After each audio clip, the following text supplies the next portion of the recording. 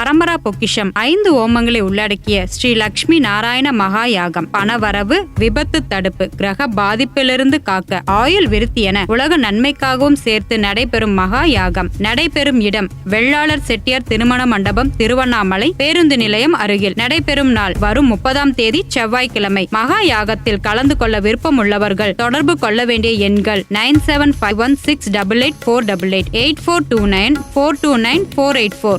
வணக்கம். Big topic with Karthik Mayakumar. Vijay அவர்களோட உரையை கேட்கறதுக்கு பல பேரும் காத்துக்கிட்டு இருப்பீங்கன்னு நினைக்கிறேன். அதுக்கெல்லாம் முன்னாடி சில விஷயங்கள் நடந்துச்சு இந்த டிவிகே கூட்டத்தில். அதை பற்றி பார்க்க போகிறோம். விஜய் அவர்கள் திமுகவை இதுக்கு முன்னாடி இல்லாத அளவுக்கு விளாசி இருக்காரு. அதிமுகவை பயங்கரமாக பேசியிருக்காருங்க. இது எல்லாத்தை பற்றி தான் பார்க்க போகிற நிகழ்ச்சிக்குள்ள போகலாம். என் நெஞ்சில் குடியிருக்கும் ஈரோடு மக்களே, திமுக ஒரு தீய சக்தி, திமுக ஒரு தீய சக்தி, திமுக ஒரு தீய சக்தி.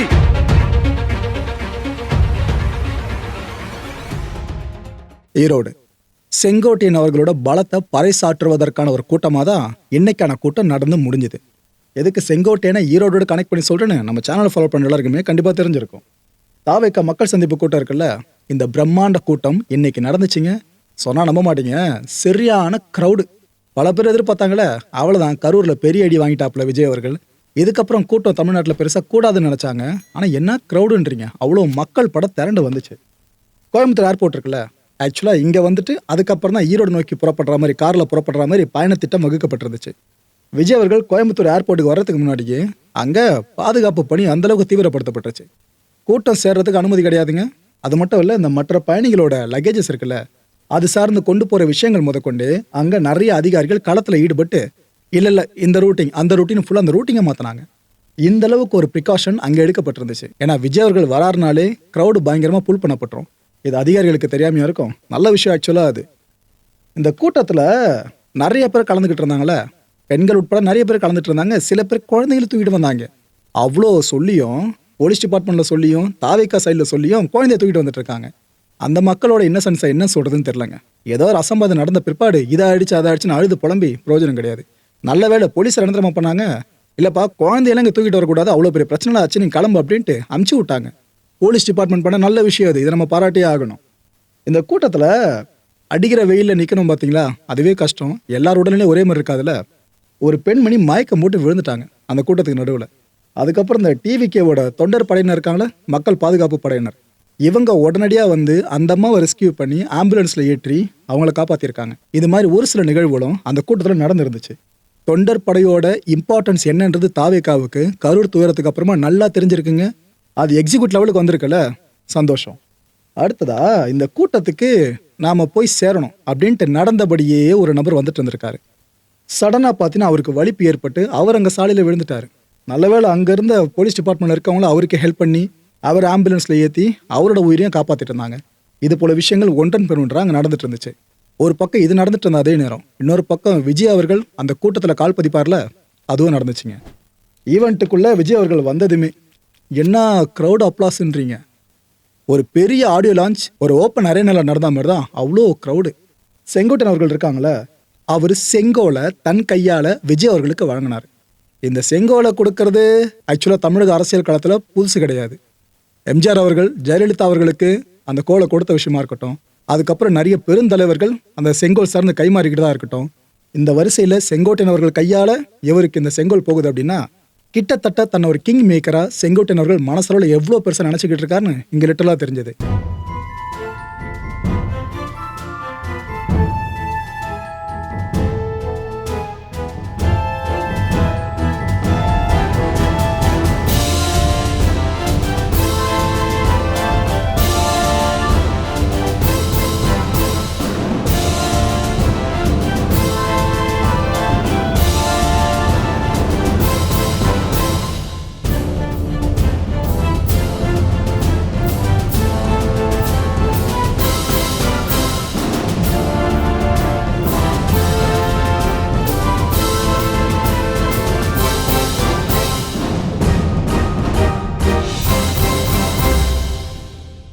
செங்கோலை கொடுத்த கையோடு செங்கோட்டையன் அவர்கள் பேசாமல் இருந்தா எப்படிங்க? நாளைக்கு முதலமைச்சர் வரலாறு படைக்கிற கூட்டம் இங்கே இருக்குன்னு அந்த மக்களை பார்த்து சொன்னதும் செம அப்ளாஸ். நாம 234 இத்தனை தொகுதி அத்தனை தொகுதி இல்லை, எல்லா தொகுதியிலும் ஜெயிக்கிறோம் அப்படின்னு அங்கே ஒரு சபதம் எடுத்திருக்காரு. புரட்சி தளபதி ஆக்சுவலாக இங்கே ஒரு லேக் வந்துருச்சு அவர் பேசும்போது. ஏன்னா எம்ஜிஆர் சார் நினைவு குறாமையாக இருப்பார். புரட்சி தளபதி தான் தமிழ்நாட்டை ஆள போறாருன்னு விஜய் அவர்களுக்கு ஒரு புதிய பட்டத்தை சூட்டியிருக்காரு. யார் என்ன சொன்னாலும் சரி, எங்களுக்கு விஜய் அவர்கள் மேலே அளவு கடந்த அன்பு, எங்கள் உயிரை விட அது பெருசுன்ற மாதிரி நினைக்கிற ரசிகர் கூட்டம் தொண்டர் கூட்டமாக மாறுறப்ப சில விஷயங்கள் நெகட்டிவாகவும் நடக்கும். அது இந்த கூட்டத்திலையும் பார்க்க முடிஞ்சது. இது தெரியுறாருல, இந்த சகோதரர் என்ன பண்ணியிருக்காரு, டிவிக்கு தொண்டர் மாதிரி தான் இருக்காப்புல பார்க்கறதுக்கு. இந்த ஸ்பீக்கர்லாம் வச்சிருப்பாங்கள தூணு, அந்த ஸ்பீக்கர் பில்லரு, அது மேலே பட்டு பட்டு ஏற்றாருங்க. ஏறிட்டு விஜய் அவர்களை நோக்கி ஃப்ளையிங் கிஸ் கொடுக்க ஆரம்பிச்சிட்டாரு. விஜய் அவர்கள் பேசிட்டு இருக்கும்போது ஒரு கடலில் விஜய் அவர்கள் பதறிட்டார் பயங்கரமா. ஏன்பா மேலே கீழே விழுந்து ஏதாவது ஆயிடுச்சுன்னா அதுக்கப்புறம் நம்ம தான் ஃபுல்லாக பதில் சொல்ல வேண்டியதாக இருக்கும், இப்போ தான் கரூர் தூரத்தை முடிச்சுட்டு வந்திருக்கோன்னு அவரோட வார்த்தைகளே அந்த பதட்டம் நல்லா தெரிஞ்சுது. ஆனால் சமயோஜிதமாக சில வார்த்தைகளை பயன்படுத்தினாருங்க விஜய் அவர்கள். தம்பி கீழே இறங்குப்பா அப்படின்னு முதல்ல அந்த டோனில் பேசினவர், ப்ளீஸ்ப்பா அப்படின்னு லிட்டரலாக கெஞ்ச ஆரம்பிச்சிருந்தாரு. ஓகே தேங்க்யூ அப்படின்னு அந்த ஃப்ளைங் கிஸ்லாம் கொடுத்துட்டு இருந்தாலும் அதை பார்த்து விஜய் அவர்கள் ரியாக்ட் பண்ணிட்டு, நீ கீழே இறங்குனாதான் முத்தம் கொடுப்பேன் அப்படின்னு சொல்லி முடிச்சிருந்தாரு. அதுக்கப்புறம் அந்த நபர் கீழே வந்து ஒரு மாதிரி இருந்துச்சு அந்நடமே.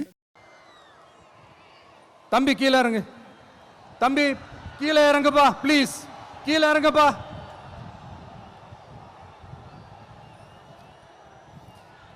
ஓகே தேங்க்யூ தேங்க்யூ, கீழே இறங்குங்க, கீழே இறங்குப்பா. நீ இறங்குனாதான் முத்தம் கொடுப்பேன்.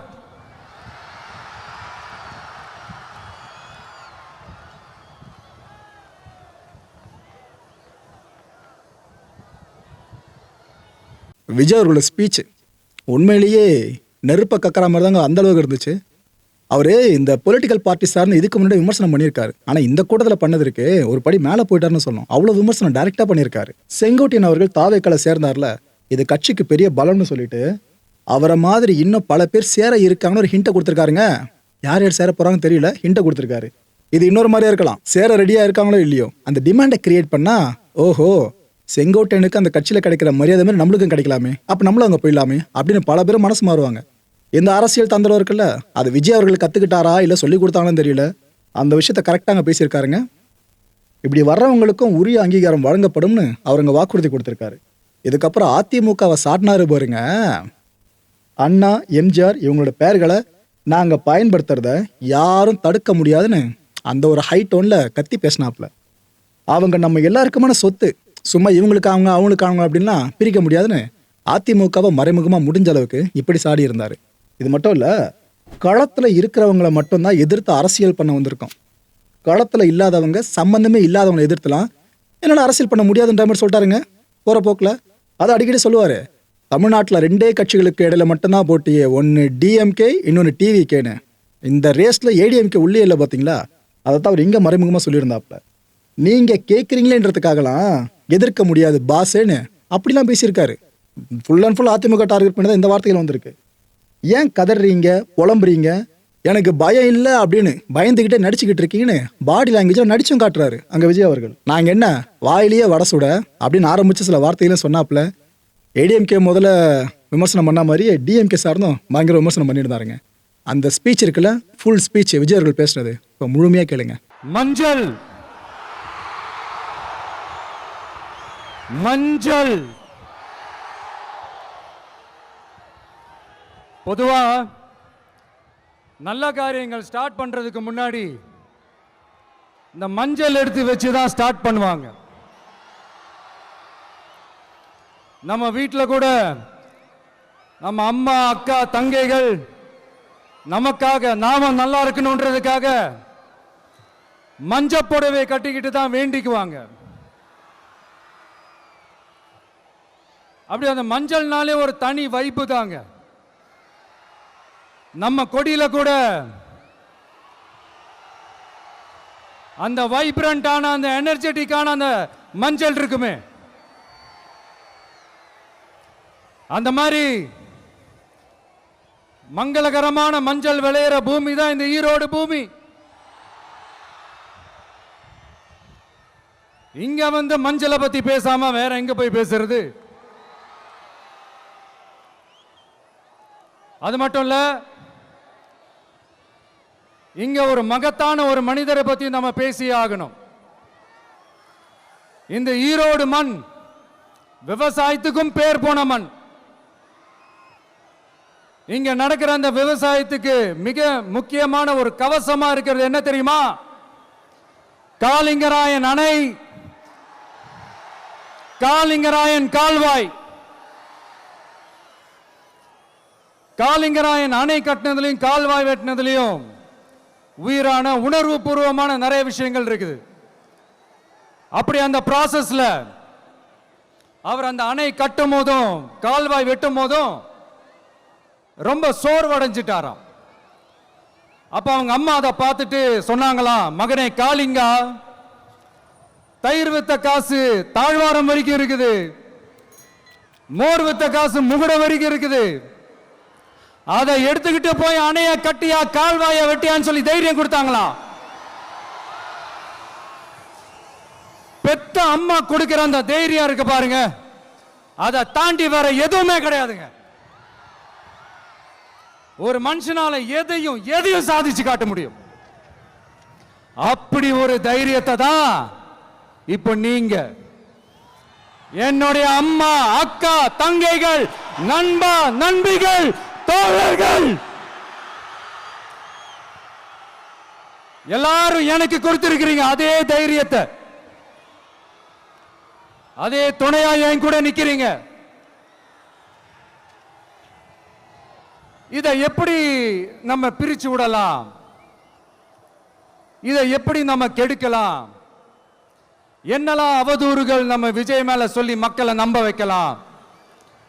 என்னெல்லாம் சூழ்ச்சிகள் நம்ம விஜய் மேல பண்ணி மக்களை நம்ப வைக்கலாம்? இப்படி சூழ்ச்சிகளை மட்டுமே நம்பி பொழப்ப நடத்துற சில சூழ்ச்சிக்கார கூட்டங்கள் இதை தொடர்ந்து செஞ்சுக்கிட்டு தான் இருக்கு. ஆனா அவங்களுக்கு தெரியாது, இது இன்னைக்கு நேத்து வந்த உறவு இல்ல. கிட்டத்தட்ட 30-33 வருஷத்துக்கு மேல இருக்கிற உறவு. ஏன், நான் சினிமாவுக்கு வந்தப்போ எனக்கு வயசு 10. அப்பல இருந்தே இந்த உறவு ஸ்டார்ட் ஆகி போயிட்டு இருக்குன்னு அவங்களுக்கு தெரியாம போச்சு. அதனால என்ன பண்ணாலும், நீங்க என்ன ட்ரை பண்ணாலும், எல்லாத்தையும் விட்டுட்டு மக்களுக்காக வந்திருக்கிற இந்த விஜய மக்கள் ஒரு நாளும் கைவிட மாட்டாங்க. மக்கள் கூடவே நிக்கிறாங்க, கூடவே நிப்பாங்கன்னு அவங்களுக்கு தெரியாம போச்சு. என்னப்பா நிப்பீங்கல்ல? உங்களை நம்பிதாப்பா வந்திருக்கிறேன். அதான் இந்த சத்தம் தாங்க வாழ்நாள் பூரா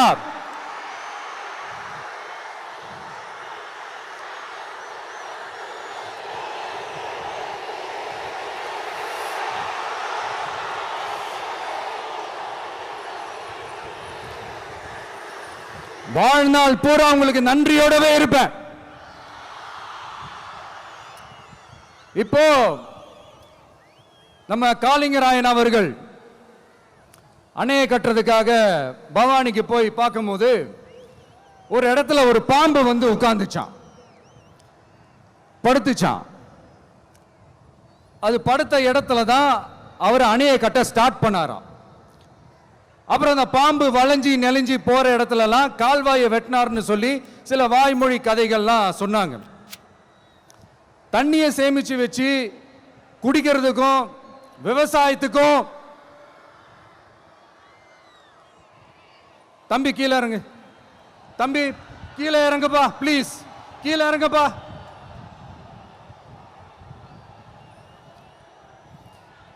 ஓகே, தேங்க்யூ. கீழே இறங்குங்க, கீழே இறங்குப்பா. நீ இறங்கினாதான் புத்தம் கொடுப்பேன்.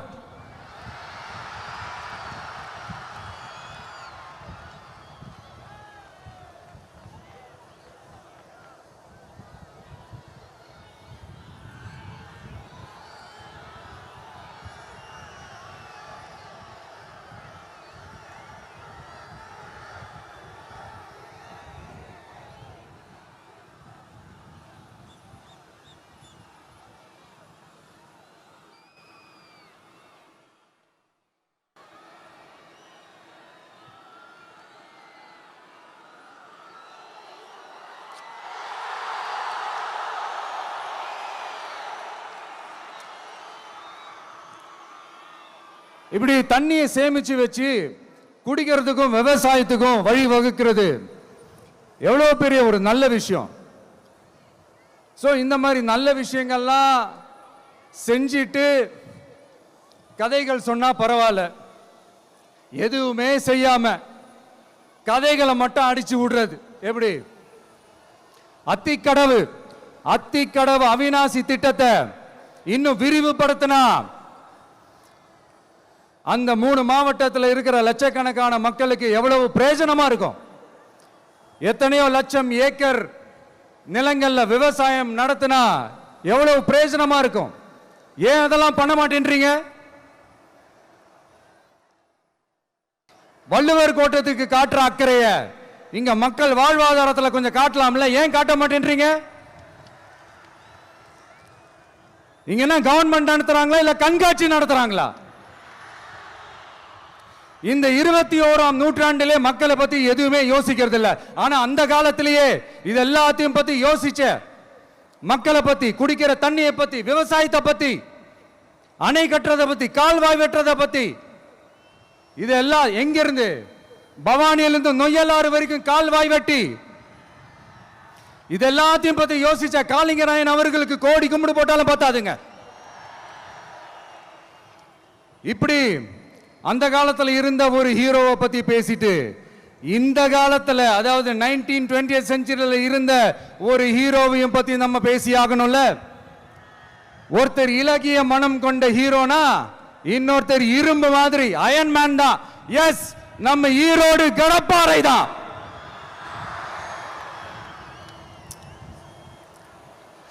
ஒட்டுமொத்த தமிழ்நாட்டையே திருப்பி போட்ட சீர்திருத்த நெம்புகோல். ஈரோடு மாவட்டத்தில் பிறந்த அவர்தான் இந்தியாவுக்கே இடஒதுக்கீடு சம்பந்தமான அரசியல் சட்டத்தை திருத்தறதுக்காக போராட்டம் நடத்தினவர் யாரு? நம்ம தந்தை பெரியாரு. 100 வருஷத்துக்கு முன்னாடியே வகுப்பு வாரி பிரதிநிதித்துவம் வேணும்னு கேட்டவர்.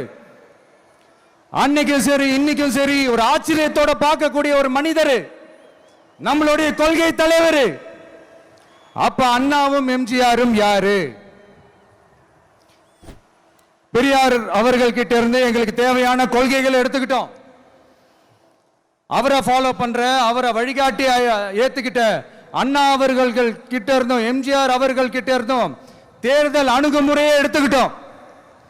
அண்ணாவும் எம்ஜிஆரும் தமிழ்நாட்டோட சொத்து. அவங்கள பயன்படுத்துறத பத்தி யாரும் இங்க கம்ப்ளைண்ட்லாம் பண்ண முடியாது. அண்ணா எங்களோடது, எம்ஜிஆர் எங்களோடது, நீங்களா எடுத்துக்க கூடாது அப்படிலாம் யாரும் இங்க அழுதுட்டு இருக்க முடியாது, சொல்லிவிட்டேன். அதனால நாங்க ஒரு வழியில அரசியல் செஞ்சுக்கிட்டு போயிட்டு இருக்கிறோம். உங்களுக்கு தான் டிவிக்கே ஒரு பொருட்டே இல்லைல்ல, அப்புறம் ஏன் கதறீங்க? அப்புறம் ஆளாளுக்கு அங்க போயிட்டு இங்க போயிட்டு புலம்பி தள்ளிக்கிட்டு இருக்கிறீங்க. இது எப்படி இருக்கு தெரியுமா? எனக்கு பயம் இல்ல, எனக்கு பயம் இல்ல அப்படின்னு சத்தமா சவுண்ட் விட்டுக்கிட்டே சத்தமா பாட்டு பாடிக்கிட்டு இந்த நடுங்கிக்கிட்டே சின்ன பசங்க நடந்து போவாங்க, அந்த மாதிரி இருக்கு. முதல்ல மண்டையில இருக்கிற கொண்டே மறைங்க சார்.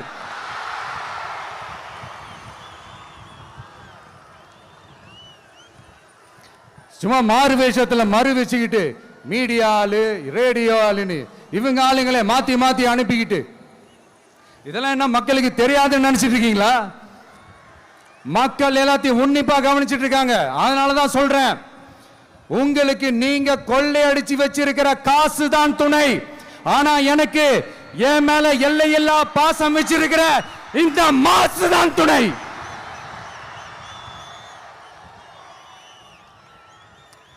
இப்படி நமக்கு துணையா இருக்கிற ஈரோடு மக்களுக்காக நான் இப்போ குரல் கொடுக்கலான்னு வந்திருக்கிறேன். சரி, இப்ப விஷயத்துக்கு வருவோம். பெரியார் அவர்கள் கிட்ட இருந்த அந்த செல்வாக்கையும் அந்த பதவிகளையும் அந்த பவரையும் வச்சுக்கிட்டு அவர் என்ன சொன்னார் தெரியுமா? இவ்வளவு செல்வாக்கு, இவ்வளவு பதவிகள், இவ்வளவு பவர் இருந்தோம் நான் ஒரு 5 பைசா காசு சம்பாதிச்சிருப்பேனா? எனக்கோ இல்லை என் குடும்பத்துக்கோ பட்டங்கள் வேணும், பதவி வேணும்னு ஏதாவது கேட்டிருப்பேனா? இல்லை ஏதாவது லாபம் பார்த்துருப்பேனா? இல்லை எதுக்காவது ஆசைப்பட்டிருப்பேனா? ஆனா அவர் பேரை சொல்லிக்கிட்டு அவருடைய கொள்கையை ஃபாலோ பண்றதா சொல்லிக்கிட்டு இப்ப ஆட்சியில இருக்கிறவங்க என்னெல்லாம் செய்யறாங்கன்னு.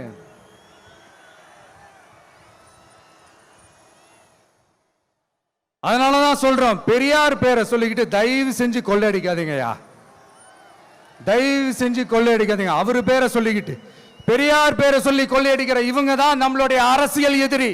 மக்களை நீங்க சொல்லுங்க, நம்மளுடைய அரசியல் எதிரி யாரு? நம்மளுடைய கொள்கை எதிரி யாரு? ரிப்பீட், நம்மளுடைய அரசியல் எதிரி யாரு? நம்மளுடைய கொள்கை எதிரி யாரு? உங்களுக்கு புரியுதுல்ல? எனக்கு அது போதும்யா, எனக்கு வேற எதுவுமே தேவையில்லை.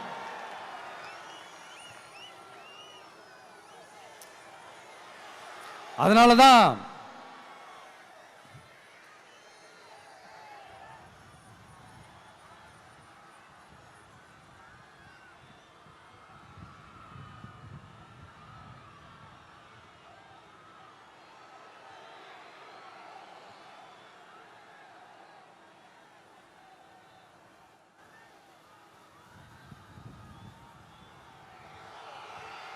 உங்களுக்கு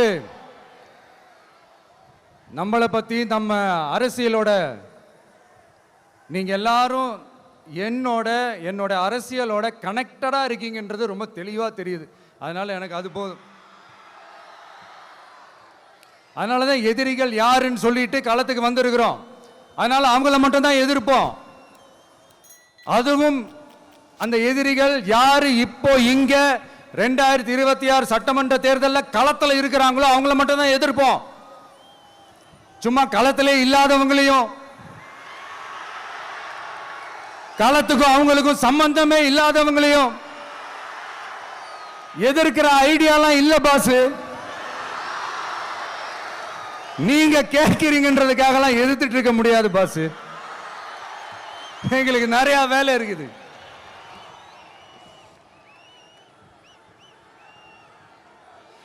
எத்தனை எத்தனை பொய்யான வாக்குறுதிகள். வந்த உடனே நீட்டை ரத்து செய்வோம், கல்வி கடனை ரத்து செய்வோம், கேஸ் சிலிண்டருக்கு மானியமா 100 ரூபாய் தருவோம், என்னெல்லாம் அடிச்சு விட்டுட்டு இன்னி வரைக்கும் கேட்கிறேன், இதெல்லாம் சொன்னாங்களே செஞ்சாங்களா? இவங்க எப்பவுமே இப்படிதான், சொல்றது ஒண்ணு செய்யறது ஒண்ணு. திமுகவும் பிரச்சனைகளும் ஃபெவிகால் போட்டு ஓட்டின ஃப்ரெண்ட்ஸ் மாதிரி ஒன்னிலிருந்து ஒன்னை பிரிக்கவே முடியாது. இப்போ ஈரோடு பகுதியில் இருக்கிற பிரச்சனையை பத்தி பேசுவோம். பெரியார் பேரை மட்டும் சொல்லிக்கிட்டு எப்படி அவரோட கொள்கைகளுக்கு எதிராக செயல்படுறாங்களோ அப்படிதான் இந்த மஞ்சள் நகரத்தோட மஞ்சளுக்கும் ஒண்ணும் பண்ணல, மஞ்சள் விவசாயிகளுக்கும் ஒண்ணும் பண்ணல. ஆராய்ச்சி மையம், சிறப்பு மையம்னு கோடி கோடியா டெண்டர் விட்டாங்க, பேருக்கு கட்டிடத்தை கட்டினாங்க. ஆனா உலகமே போட்டி போட்டு வாங்குற மஞ்சளை மதிப்பு கூட்டி விற்பனை செய்ய, அதாவது அதோட வேல்யூ இன்க்ரீஸ் பண்ணி நம்ம விவசாயிகளுக்கும் இந்த மாவட்ட மக்களுக்கும் நன்மை செய்ய இதுவரைக்கும் என்ன செஞ்சிருக்காங்கன்னு யோசிச்சு பார்த்தா ஒரு பெரிய ஜீரோ தான். கரும்பு நெல்லுக்கு அரசாங்கம் விலை பிக்ஸ் பண்றாங்க, அதையும் ஒழுங்கா பண்றதில்ல, ஒவ்வொரு முறையும் பிரச்சனை. அங்க நெல் கொள்முதல் செய்யறதுல ஊழல். சரி, நாம கஷ்டப்பட்டு விளைய வச்சது வீணா போக கூடாதுன்னு நினைச்சு நம்ம விவசாயிகள் கேட்கிற லஞ்சத்தை கொடுத்தாலும் அதுக்கப்புறம் கூட அந்த கொள்முதல் ஒழுங்கா நடக்கிறது இல்லை. அதையும் தாண்டி ஏதோ ஒரு விலை விவசாயிகளுக்கு கிடைக்குது, அப்படிலாம் இல்லாம ஒழுங்கா நேர்மையா நம்ம மஞ்சளுக்கும் நியாயமான விலை பிக்ஸ் பண்ணி தரமான விதைகளை கொடுத்தா என்ன குறைஞ்சா போயிடுவாங்க? இதெல்லாம் யோசிக்கிறதுக்கு அவங்களுக்கு நேரமே இல்லை. 24/7 அவங்களோட யோசனை என்ன தெரியுமா? இந்த விஜயை எப்படி முடக்கலாம், தமிழக வெற்றி கழகத்தை எப்படியெல்லாம் முடக்கலாம், அப்படிதான் அவங்களுடைய சிந்தனையே 24/7. எத்தனையோ வருஷத்துக்கு முன்னாடி நம்ம காளிங்கராயர் நதிகளின் இணைப்புக்கு முன்னோடியா இருந்தார். பவானி ஆத்துல அதிகமான தண்ணி அணை கட்டி தேக்கி தண்ணீர் வறட்சியான பகுதிகளுக்கு அனுப்பினாரு. ஆனா இன்னைக்கு இவ்வளவு நவீன வசதிகள் இருந்தோம், இவ்வளவு சயின்ஸ் வளர்ச்சிகள் இருந்தோம், இவ்வளவு டெக்னாலஜி வளர்ச்சிகள் இருந்தோம், அவங்க வாக்குறுதியில் ஒன்று கொடுத்தாங்கல்ல, பவானி நொய்யலாறு அமராவதி 6 இணைப்பு திட்டத்துக்கு ஒரு துரும்ப கூட கிள்ளி போடல. வாக்குறுதி நம்பர் 103 சொன்னாங்களே, செஞ்சாங்களா? சரி, இதாவது ஒரு பெரிய ப்ராஜெக்ட் வைங்க. ஆறுகளை சுத்தப்படுத்த பல ஆயிரம் கோடி நிதி ஒதுக்குவோம், தமிழ்நாட்டில் உள்ள ஆறுகளை சுத்தப்படுத்துவோம்னு சொன்னாங்களே, செஞ்சாங்களா? ஆனா ஆத்து மணலை கொள்ளையடிக்கிறதுல மட்டும் வேலையை கரெக்டா செய்வாங்க. இதை நான் ஏன் திரும்ப திரும்ப சொல்றேன்னா, மக்களே நீங்க புரிஞ்சுக்கணும். கொஞ்சம் மசந்தா மற்ற மாவட்டங்கள்ல மணல் காணாம போன மாதிரி, மலைகள் காணாம போன மாதிரி, நம்ம மாவட்டத்தில் தனி வளத்தை கொடுத்த செம்மண்ணும் காணாம போறதுக்கு வாய்ப்பு இருக்கு மக்களே. நம்ம மண்ணுக்கும் நம்ம ஆத்துக்கும் நம்ம விவசாயிக்கும் தான் இந்த மோசமான நிலைமை. அதனால ஏதாவது தொழில் செஞ்சு பிழைக்கலாம்னு பார்த்தா அதுக்கும் எங்க விடுறாங்க. தொழில்னு பார்த்தா 30% நெசவாளர்களுக்கு கூலி பாக்கி. அரசாங்கம் நம்ம நெசவாளர்கள் கிட்ட இருந்து கொள்முதல் செய்த வேட்டி சேலைக்கான கூலியை கூட போராடித்தான் வாங்க வேண்டியதா இருக்குது. அது சலுகையோ உதவியோ நலத்திட்டமோ கிடைக்காது. நம்ம உழைப்புக்கான ஊதியம், நம்மளோட உரிமை, அதுக்கே போராட வேண்டிய நிலையில தான் இந்த அரசாங்கம் நம்மளை வச்சிருக்கு. நல்லா பார்த்துக்கங்க மக்களே, உரிமைக்கு குரல் கொடுத்தவங்க தான் இவங்க. சிறு குறு தொழில்கள் பீக் ஹவர்ஸ் சார்ஜ்னு கரண்ட்டுக்கு அநியாய விலை வச்சு அதையும் செய்ய விடாம நம்மளை முடக்கிறாங்க. அந்த பீக் ஹவர்ஸ் சார்ஜ் கொள்ளையால எத்தனை வருஷமா எவ்வளவு பேர் பாதிக்கப்படுறோம், எவ்வளவு தொழில்கள் பாதிக்கப்படுது. நாமளும் கத்துறோம், போராடுறோம், கோரிக்கை வைக்கிறோம். எதையாவது இவங்க கண்டுக்கிறாங்களா? கொஞ்சம் யோசிங்க. ஏன் கண்டுக்க மாட்டேன்றாங்கன்னு கொஞ்சம் யோசிங்க. அப்போதாங்க பிரைவேட்ல அதிக விலைக்கு கரண்ட் வாங்க முடியும், அதுக்கு டெண்டர் விட முடியும். அப்படி டெண்டர் விட்ட மேட்டர்ல எல்லாம் என்ன நடக்கும்னு உங்களுக்கும் தெரியும், எனக்கும் தெரியும், நம்ம எல்லாருக்குமே தெரியும். இந்த மாதிரி ஈரோடுல மட்டும் இல்ல, எந்த மாவட்டத்துக்கு போனாலும் பிரச்சனைகள் மேல பிரச்சனைகள் தான்.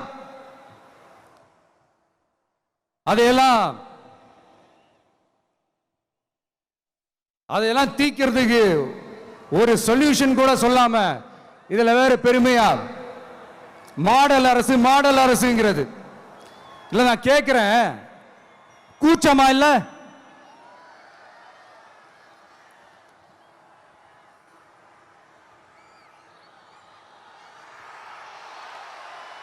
இதெல்லாம் கேட்டா அப்படியே நம்ம பக்கம் யூட்டர்ன் அடிச்சு வந்துருவாங்க.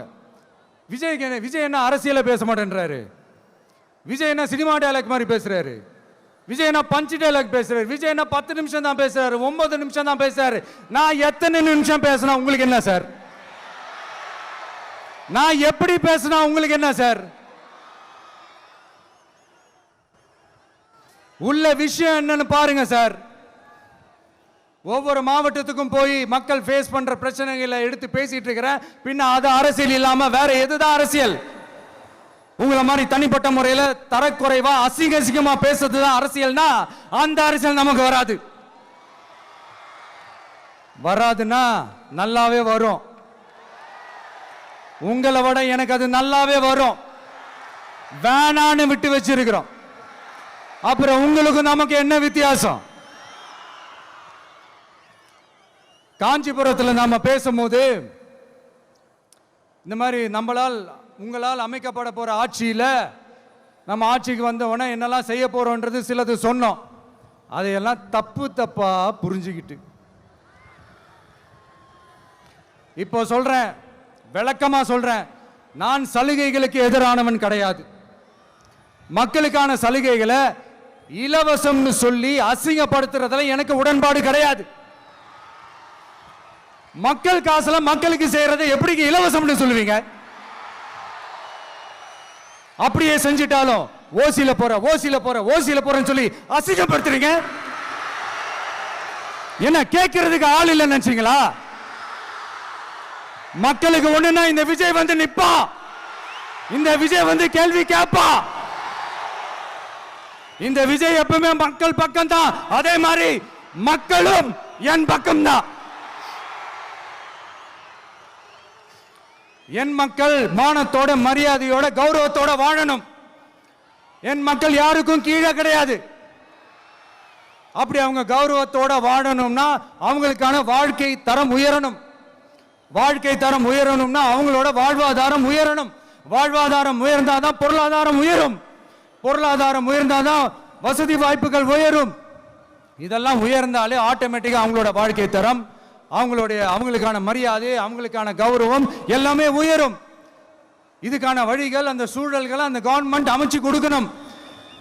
இதுக்கான அந்த திட்டங்களை செயல்படுத்தணும். இதெல்லாம் செஞ்சாதான் அந்த அரசாங்கம் ஒரு நல்ல அரசாங்கம். இதைத்தான் சொன்னோம்.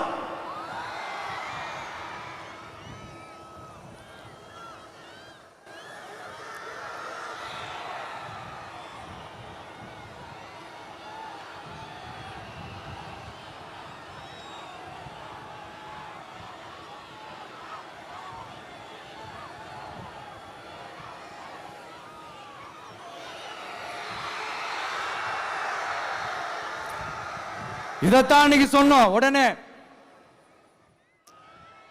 சொன்னா மட்டும் போதுமா? எப்படி செயல்படுத்துவீங்க? நாங்க என்ன வாயிலேயே வடை சுடுறதுக்கு டிஎம்கேவா, டிவிகேடா?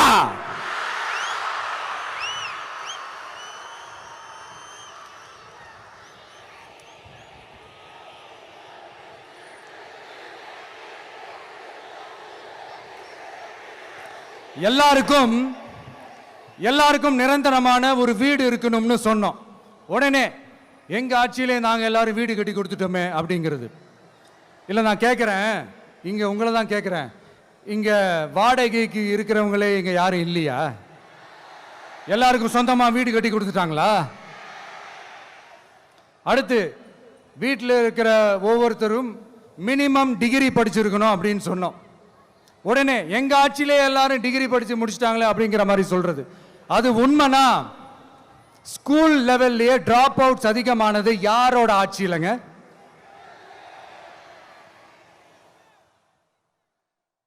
பசங்க பிள்ளைங்க யாரும் ஸ்கூல்ல சேரலன்னு சொல்லிட்டு எனக்கு தெரிஞ்சு 207 கவர்மெண்ட் ஸ்கூல்ஸ் மூடினது யாரோட ஆட்சியிலங்க? இதுல கல்வியில் சிறந்த தமிழ்நாடுன்னு டிராமா வேற. அடுத்து குடும்பத்தில் ஒருத்தருக்கு நிரந்தரமான வருமானம் வரணும், வேலை வாய்ப்பு கிடைக்கணும் அப்படின்னா நாங்க கொடுக்காத வருமானமா, நாங்க கொடுக்காத வேலையா அப்படிங்கிறது. எத்தனையோ லட்சம் காலி பணியிடங்கள் நிரப்புவோம்னு வாக்குறுதி கொடுத்துட்டு ஆட்சிக்கு வந்தீங்கல்ல, எத்தனை லட்சம் காலி பணியிடங்களை நிரப்புனீங்க? அட்லீஸ்ட் 1 லட்சம் காலி பணியிடங்களாவது நிரப்புனீங்களா? இதெல்லாம் சொல்லிட்டு மக்களை ஏமாத்துறது யாரோட ஆட்சியிலங்க? அடுத்து ரொம்ப முக்கியமா, பெண்களுக்கு பாதுகாப்பு இல்ல, சட்டம் ஒழுங்கு சரியா இல்லைன்னு சொன்னா தமிழ்நாட்டில் பெண்கள் பாதுகாப்பு தான் அதிகமா இருக்குதான். நீங்க சொல்லுங்க மக்களே, பெண்கள் பாதுகாப்பு இருக்கு? சட்டம் ஒழுங்கு சரியா இருக்கு? அவங்க சொல்றது உண்மையா? அவங்க சொல்றதை நீங்க ஏத்துக்கிறீங்களா? சத்தமா கேக்குதா சார்? இதுதான் ரியாலிட்டி, இதுதான் நிஜம். நம்மளுடைய ஆட்சியில சட்டம் ஒழுங்குல சமரசமே இருக்காது. அதனாலதான் இவ்வளவு ஸ்ட்ராங்கா சொல்றோம், தைரியமா இருங்க மக்களே. இந்த மாதிரி விஷயங்கள்லாம் நம்ம மக்கள் கிட்ட எடுத்து சொன்னா உடனே இந்த இது எடுத்துட்டு வந்துருவாங்க.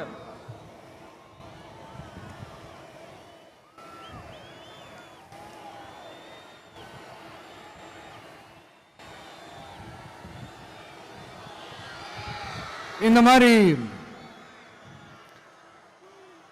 இதெல்லாம் என்னென்ன செய்ய போறோன்றது சிலதெல்லாம் காஞ்சிபுரத்தில் சொன்ன மாதிரி சொன்னா எல்லாத்தையும் தப்பா திருச்சி பேசிக்கிட்டு அவதூறு பரப்பிக்கிட்டு. நான் கூட யோசிப்பேன், எம்ஜிஆர் அவர்களும் மேடம் ஜெயலலிதா மேடம் அவங்களும் ஒரே வார்த்தையில சொல்லி இந்த திமுகவை காலி பண்ணாங்கல்ல. நான் கூட யோசிப்பேன், ஏன் இவ்வளவு ஹார்ஷா பேசுறாங்க, ஏன் இவ்வளவு ஹார்ஷா அவங்கள திட்டுறாங்கன்னு யோசிச்சது உண்டு. இப்பதானே புரியுது. அவங்க 2 பேரும் சொன்னதை இப்ப நானும் ரிப்பீட் பண்றேன். திமுக ஒரு தீய சக்தி,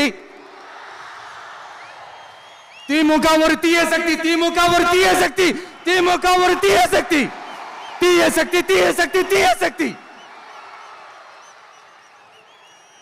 என் நெஞ்சில் குடியிருக்கும் ஈரோடு மக்களே,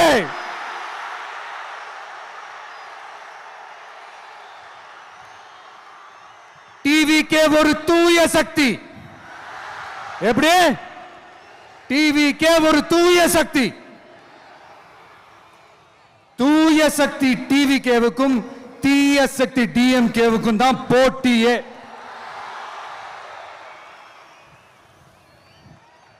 என்ன முடக்கலாம்னு நினைக்கிறீங்க, ஆனா இந்த சத்தத்தை ஒரு நாள் உங்களால முடக்க முடியாது. மக்கள் விரோத திமுக அரசை வீழ்த்த மக்கள் சக்தியான நம்மளால மட்டும்தான் முடியும். அண்ணன் செங்கோட்டையன் அண்ணன் அவர்கள் நம்ம கூட வந்து சேர்ந்தது நமக்கு ஒரு மிகப்பெரிய ஒரு பலம். அந்த மாதிரி செங்கோட்டையன் அண்ணன் அவர்கள் மாதிரி இன்னும் நிறைய பேர் வந்து சேர இருக்கிறாங்க.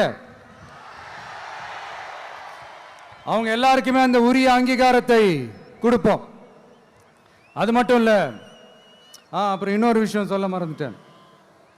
இப்போ ரீசண்டா ஒரு இடத்துல நம்ம சிஎம் சார் அவர்கள் பேசும்போது சொன்னாங்க, என் கேரக்டரையே புரிஞ்சுக்க மாட்டேங்கிறேன். இது சினிமா டயலாக் இல்லையா? நான் ஏதாவது பேசினா சினிமா டயலாகா? சார் பேசினா அது சினிமா டயலாக் இல்லையா? சிலப்பதிகாரத்திலிருந்து எடுத்ததா அந்த லைன். என் கேரக்டரையே புரிஞ்சுக்க மாட்டேன்றது. உங்களை எப்படிதான் சார் புரிஞ்சுக்கிறது? எந்தெந்த விஷயத்துலலாம் சார் உங்க கேரக்டர் நாங்க புரிஞ்சுக்கிறது? அதையும் நீங்களே சொல்லிட்டீங்கன்னா கொஞ்சம் நல்லா இருக்கும் சார்.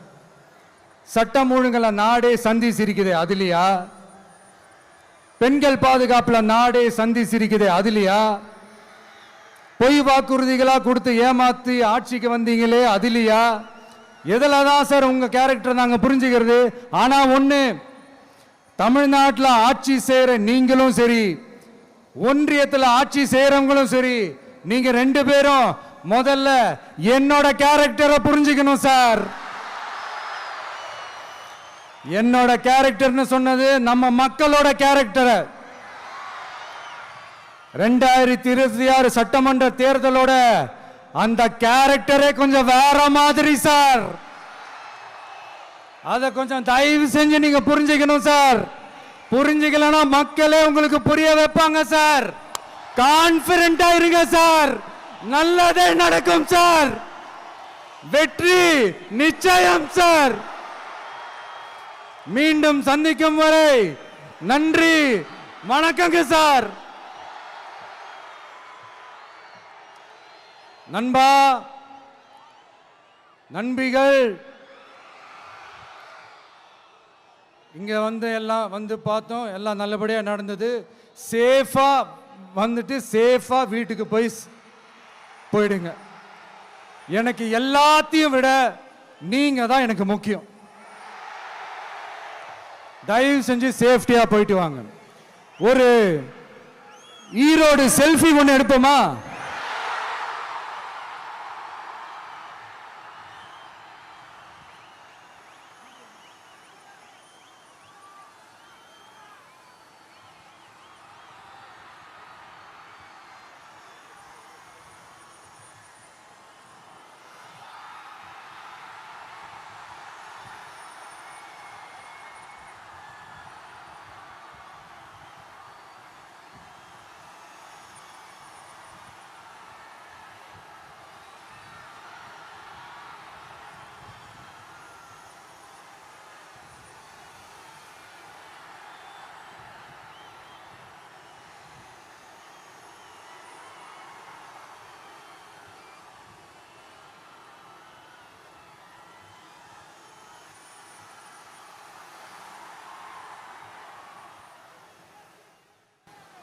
மக்களை இந்த கான்டென்ட்டை பொறுத்த வரைக்கும் மனசில் ஒரு வினாதான் இருக்குது. முடிஞ்ச அதுக்கான பதில்களை கீழே கமெண்ட் செக்ஷனில் கமெண்ட் லீவ் பண்ணுங்கள்.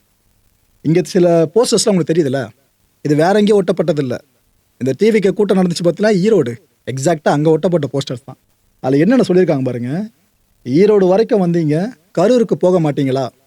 அவங்க போக மாட்டேன்னு சொன்னாங்களான்னு தெரில, ஏன்னா கூட்டம் எந்த அளவுக்கு கூட்டம்னு உங்களுக்கே தெரியும். ஆனால் கன்க்ளூஷன் உங்களே கொடுத்துட்டாங்களா?